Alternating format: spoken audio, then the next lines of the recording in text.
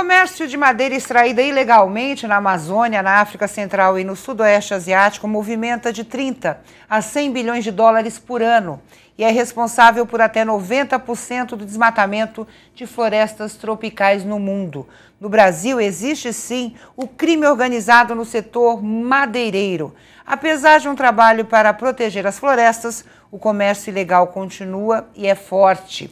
É preciso criar mecanismos para inibir este tipo de crime e reduzir o desmatamento de nossas florestas. Na discussão de hoje, vamos debater uma proposta apresentada aqui na Assembleia Paulista que estabelece procedimentos de controle ambiental para a utilização de madeira legal nos serviços contratados pelo governo paulista. Para falar sobre o assunto, estamos recebendo o autor do projeto, o deputado José Bittencourt, do PSD, Rafik Hussein Saab Filho, executivo do Sindimasp, Sindicato do Comércio de Madeiras do Estado de São Paulo e também integrante do Comitê Gestor do Programa Madeira Legal, e Luiz Alberto de Araújo Costa, ele que é presidente da APMEC, Associação de Pequenas e Médias Empresas de Construção Civil do Estado de São Paulo. Para a gente entender melhor um pouquinho o projeto, deputado, gostaria que o senhor explicasse qual o principal objetivo da proposta. Olha, primeiro o controle ambiental, né? Controle ambiental, o controle do consumo de madeiras, de produtos e subprodutos derivados aí da madeira. E o projeto ele é muito claro quando ele foca a madeira de origem nativa.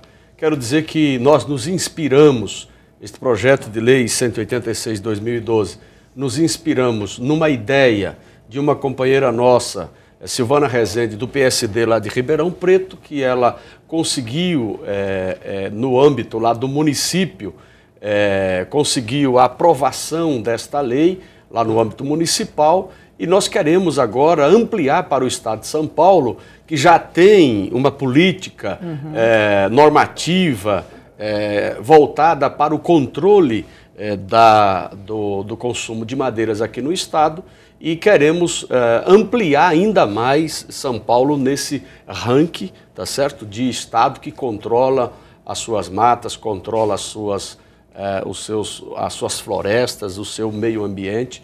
E, acima de tudo, Ana, é focado para o Estado na contratação de grandes obras, de grandes empreiteiras e pequenas também empreiteiras que se habilitam no processo para fornecer produtos e serviços ao Estado, que obedeça minimamente aí o princípio da sustentabilidade. Queremos agradecer a presença aqui do Rafik, né, que preside um segmento importante, o Sindicato de Madeiras aqui do Estado de São Paulo, e também o engenheiro Luiz Alberto, que é fundamental, ele que também conduz esta associação de pequenas empresas, médias e pequenas empresas, que também trabalha com madeira e subproduto de madeira, de tal modo que nós vamos ter um grande debate aqui, vai elucidar mais ainda o objetivo nosso como legislador e também elucidar, quer dizer, esclarecer mais ainda a população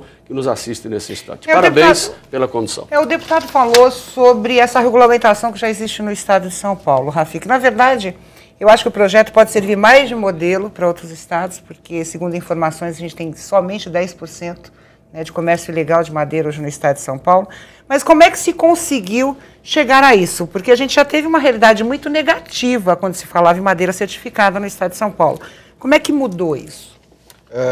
Isso começou a mudar em 2006, né, quando da implantação do DOF, que é um sistema eletrônico de controle da madeira proveniente da Amazônia Legal, onde as empresas, principalmente aqui no Estado de São Paulo, tiveram que se cadastrar no órgão ambiental, que no caso era o IBAMA à época, e com isso, em 2 anos, eles aumentaram, eu acredito que foi 2.000% o número de empresas cadastradas. Por fim, em 2008, surgiu um decreto estadual que criou o CAD Madeira, que é um cadastro de madeireiras do Estado de São Paulo, onde, além de se exigir o DOF, eles iriam até o pátio dessas empresas e fiscalizariam a madeira em loco, né? E somente com esse K de madeira que essas empresas poderiam estar vendendo para obras públicas direto ou indiretamente. Tá, mas por exemplo, se a gente fala, quando a gente fala em situações no estado de São Paulo, a gente sempre entra na questão da fiscalização, né, deputado Zé Bittencourt? Você falou em 2.000 empresas. Como é que o estado consegue fiscalizar e garantir que realmente essa madeira que chega aos serviços do governo é uma madeira legal? Então, quando o IBAMA fazia esse controle, eles contavam, eu acredito que com 10 fiscais para fiscalizar o estado todo. Muito pouco. Nosso estado, eu acho que tem 600 municípios. 645. Né? Então, era muito pouco. Aí, quando o controle passou para a Polícia Ambiental Estadual, eles têm um efetivo de 2.500 homens. Desses 2.500 homens, 280 homens já foram treinados dentro do Instituto Florestal pela própria Secretaria do Meio Ambiente, com identificação de madeira e procedimentos de fiscalização. Isso aumentou o número de fiscalizações, de apreensões e diminuiu a entrada de madeira ilegal no nosso estado. Essa madeira entrava por onde? Entrava praticamente por vias rodoviárias, né, por caminhões. E vindo do Pará e Mato Grosso. Então, São Paulo, ele já é um modelo. Ele é modelo, e eu digo, como o governador Geraldo Alckmin e todos os secretários afirmam, e todos os agentes públicos, que São Paulo é amigo da Amazônia legal, não é isso? A gente só não entende por que tanto ainda, né, tanto desmatamento. Bem, então, acho que isso é uma questão global, mas mais ainda, que tem outros componentes que, de repente, pode ser colocado aqui nessa discussão. Acredito hoje que o desmatamento maior, principalmente da Amazônia Legal, se trata da utilização da terra e não da venda da madeira. Para fins de agropecuária. Sem dúvida, só para fins de agropecuária. A agricultura é quase desprezível em quantidade e percentual comparada à agropecuária. Agora, Luiz, conta pra gente como é que o setor da construção civil entrou também nessa discussão, né? A construção civil, ela andou por dois caminhos, né? Ela é responsável pela utilização de 80% da madeira, isso no Brasil, e em São Paulo também. Ora, se a construção civil é responsável por isso, e São Paulo é um canteiro de obra e teve um desenvolvimento durante 6 anos, com um crescimento de 7% a 8% anual na construção civil, graças a Deus agora está não estagnando ou retrocedendo, mas sim se regulando e entrando num ritmo correto, né? Nós tivemos acréscimo em valores imobiliários estúpidos, etc., por conta exatamente desse galope da construção civil. Então aumenta o preço de mão de obra, material, etc., e a regra de mercado normal. Aí vamos para a madeira. Óbvio que o consumo acelera num ponto onde todas as peças que são substituídas da madeira, hoje a construção civil tenta utilizar o mínimo possível. Por exemplo, todo escoramento é metálico, por exemplo, toda forma é reutilizável de madeira prensada, né, que é resto de madeira prensada e absolutamente impermeabilizada. Enfim, essa construção civil hoje é outra construção civil. Antigamente se retirava de uma obra em torno de 90% do volume sem arrumação, né, volume desarrumado que se colocava na obra. Você tirava 90%. E uma maioria desses 90% era resto de madeira, de formas, de castalho, de escoramento, de tudo que se fazia com madeira. Hoje não existe mais essa construção civil. Ela andou por esse lado, que é um progresso tecnológico. Andou por outro lado, que é o controle que ele falou anteriormente.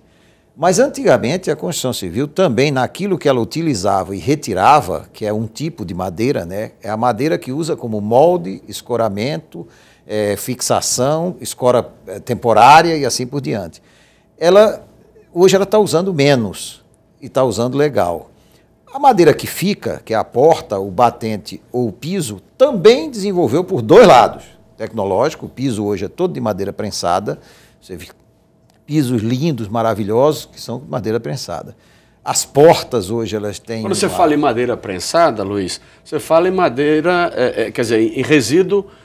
Industrial da madeira plantada e de reflorestamento. Isso, é moída e colada com resina própria. Sim. Hoje as portas são 2 folhas de compensado e dentro mesmo essa madeira prensada, a origem do resíduo dela que chegou ao produto final sem dúvida. É de origem de reflorestamento. É isso que nós queremos. Agora, industrializado, Alberto, já. Deixa eu só fazer uma pergunta rapidinha. Por exemplo, essa realidade da madeira legal utilizada, ou a madeira de reflorestamento pelo setor da construção civil em São Paulo, dá uma realidade diferente do setor da construção civil de outros estados? Ou seja, a gente tem modelos ainda em outros estados que levam à realidade que a gente tem hoje desse comércio legal de madeira no país? Tem em São Paulo também. Também Por exemplo, São Paulo tem. No comércio individual, no comércio pessoal. Por exemplo, você vai em qualquer periferia de São Paulo e vê obra à vontade. Sim. Por quê? Porque essa classe D e E, o F, o G, a letra que se queira dar a ela teve um acréscimo de poder aquisitivo e de condições de vida. Não pelo governo A, B ou C, mas sim pelo desenvolvimento que houve no todo no mundo e levou o Brasil no meio, até por conta de sua população, consumo, etc. Então, vamos acabar com isso.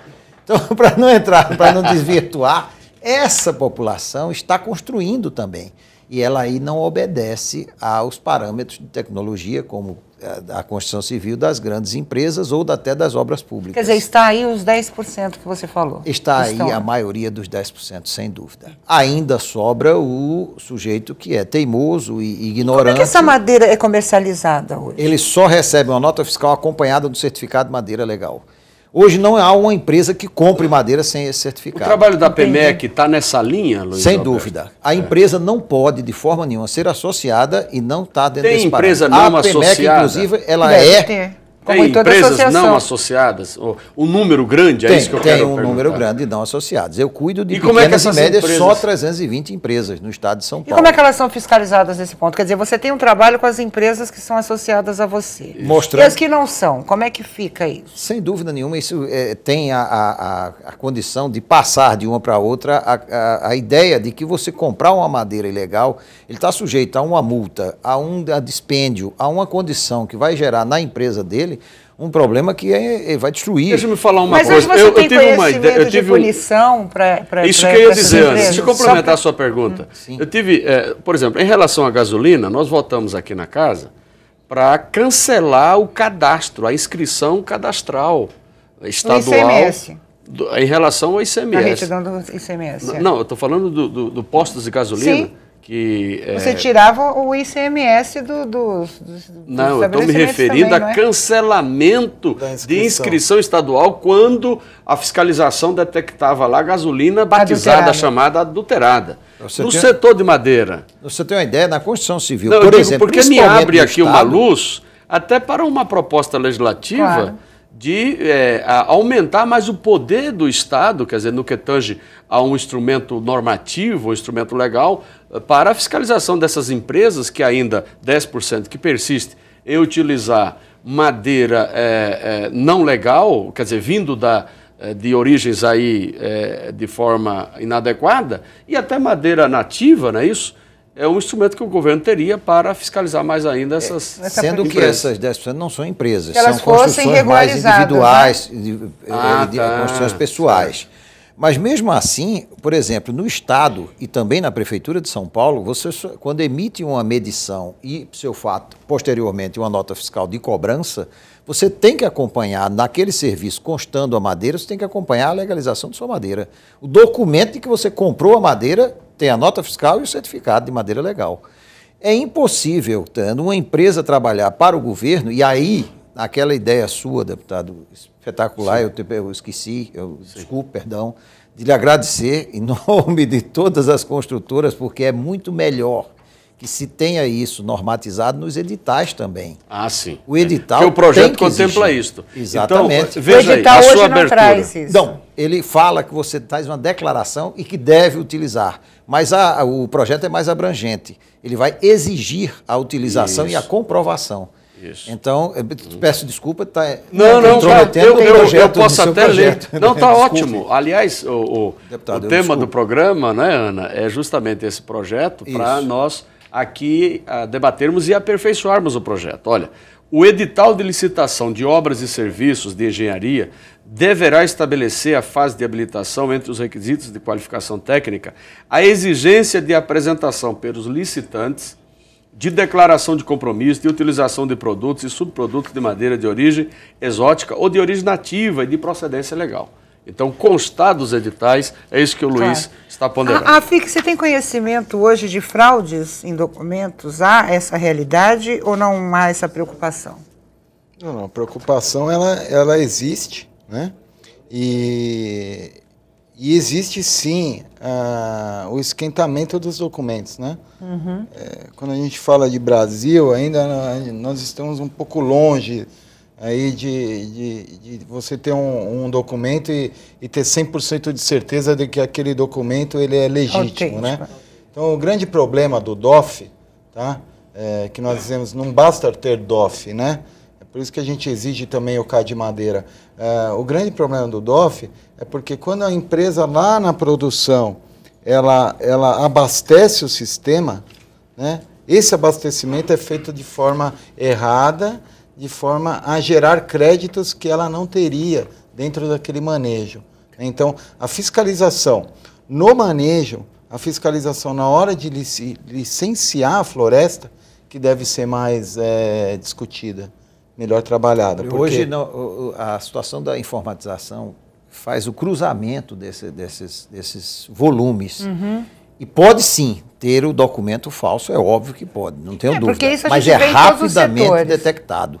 Porque ninguém pode ter uma autorização de compra ou de venda ou de extração de X e vender 2X, 10X ou 20X. O que eu digo é o seguinte, na floresta, quando você vai abastecer os seus créditos na floresta, né, que é o manejo, ele funciona da seguinte forma. Vai um engenheiro lá e faz toda a verificação da tua área a ser manejada, colocando todas as espécies que lá existem, e o IBAMA ele te dá um coeficiente fixo de 50% que não está condizente com a realidade, porque com o avanço da tecnologia, tá, o que é esse coeficiente de 50%? É que de uma árvore ele consegue aproveitar metade da árvore. E hoje em dia, empresas conseguem aproveitar até 90% da árvore. Então, o coeficiente em 50%, por si só, já faz com que, na hora dele abastecer o sistema, ele está abastecendo o sistema de forma a colocar mais crédito, né, do que ele realmente poderia tirar. E essa madeira que esse crédito disponibiliza vem de fontes ilegais. Então, quer dizer, é um facilitador, né? Eu não estou dizendo... o DOF legaliza a madeira ilegal da forma que está hoje. Mas é um absurdo. Então, essa é a nossa preocupação. Por isso que o CAD foi criado. Por isso que o CAD de madeira foi criado aqui no estado de São Paulo. É a visão da desflorestar para a agropecuária. Então você tira aquela madeira que está atrapalhando onde eu vou colocar o pasto. Pois é. E nunca a imaginação de que aquela madeira é uma madeira que não vai existir mais nunca. Eu preciso de um intervalo. E no próximo bloco o deputado vai falar em Santo André, eu vou lembrar disso. Não saia daí, a gente volta já já.